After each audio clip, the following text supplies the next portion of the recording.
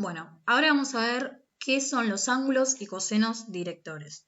Bueno, tenemos que tener en cuenta dos cosas. Primero, que podemos tenerlos en R2, ¿sí?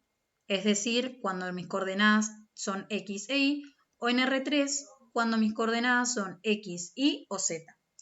Bueno, básicamente los ángulos directores van a ser los ángulos que forma el vector con determinados ejes, ¿sí?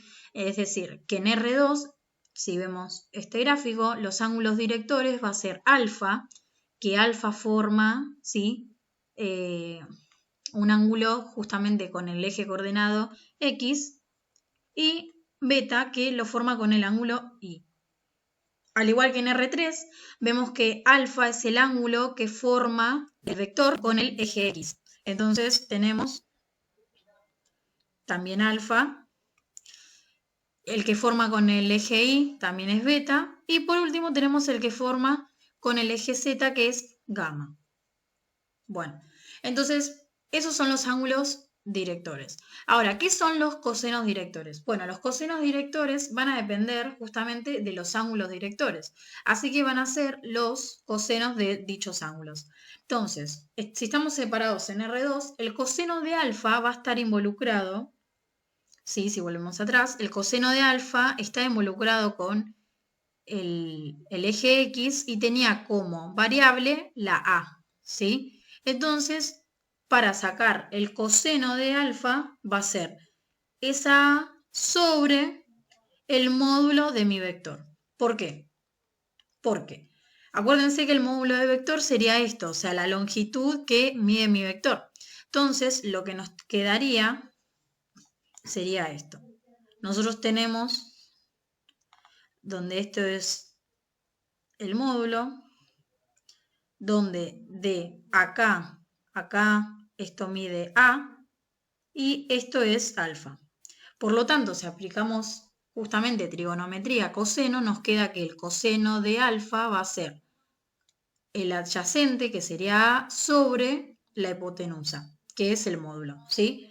Bueno, de la misma forma tendríamos que sacar beta, el coseno de beta, que va a ser, en este caso, B sobre el módulo de mi vector.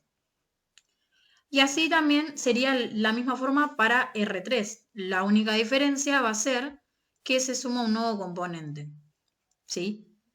Pero es exactamente lo mismo, ¿sí? Porque lo que siempre estamos haciendo es un triángulo rectángulo. Perfecto. Y por último, hay una propiedad fundamental en trigonometría que dicen que el coseno, la suma de los cosenos directores al cuadrado siempre nos va a dar 1, tanto en R2, ¿sí? Como en R3. Entonces, esta identidad siempre nos va a dar 1. Bueno, los versores fundamentales van a ser vectores unitarios que tiene cada eje propio. Entonces, en el caso del eje X, vamos a tener un versor unitario, ¿sí? Que se va a llamar Y. Y el vector este está formado por el 1, 0, ¿sí? Es decir, que justamente por eso está en el eje X, que vale 1 y 0 de la Y. Y el módulo obviamente va a ser de 1, por eso son vectores unitarios. Y en la Y vamos a aparecer un versor del mismo modo, pero se va a llamar J. Y va a estar de esta forma, 0, 1. De la misma forma, esto pasaba en R2. De la misma forma nos va a pasar en R3.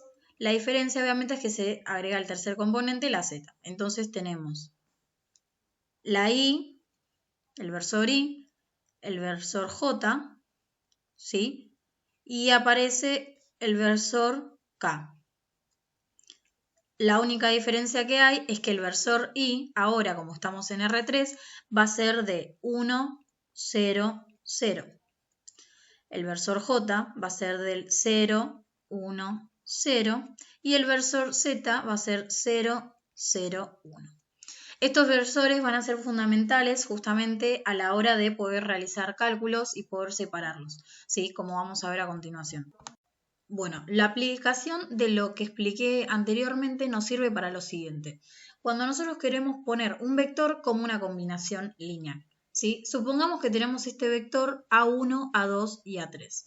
Acuérdense que el primer término pertenece al X, el segundo a la Y y en este caso el tercero a la Z. Nosotros, en vez de escribirlo así, lo podríamos escribir como una especie de suma, porque acuérdense que en las sumas se suma término por término. Entonces, si hacemos esta suma, nosotros nos quedaría en el primer término A1 más 0 más el 0 del tercer punto. Lo mismo con los demás, 0 más A2 más 0.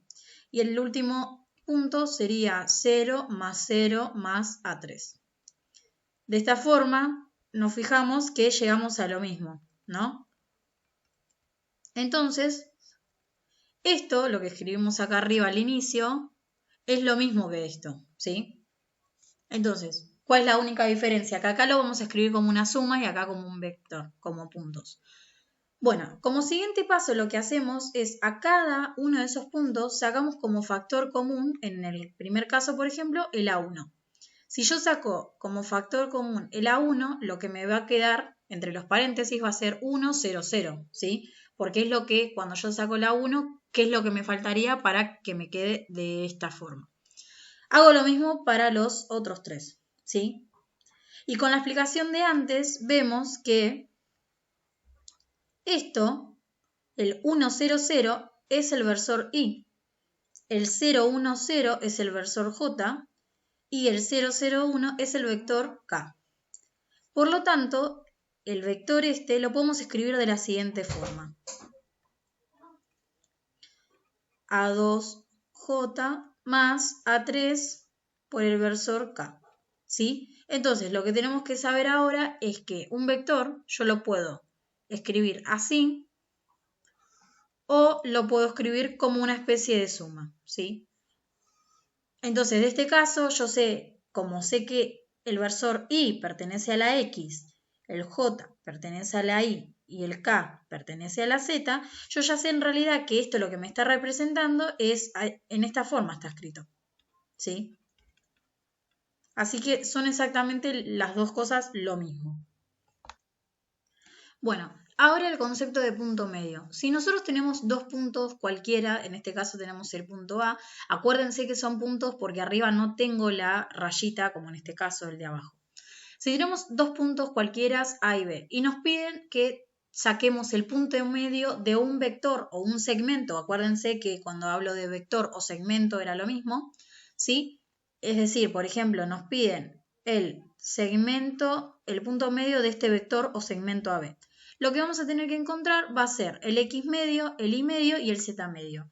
Para el X medio, lo que sacamos va a ser la suma de los primeros términos, es decir, los términos que estarían en X, que sería A1 y B1, los sumo y los divido por 2.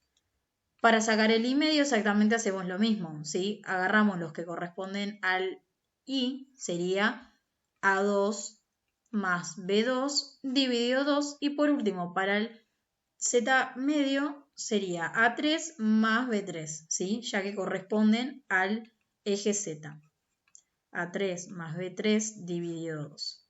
Y así de simple es como nosotros encontramos un punto medio.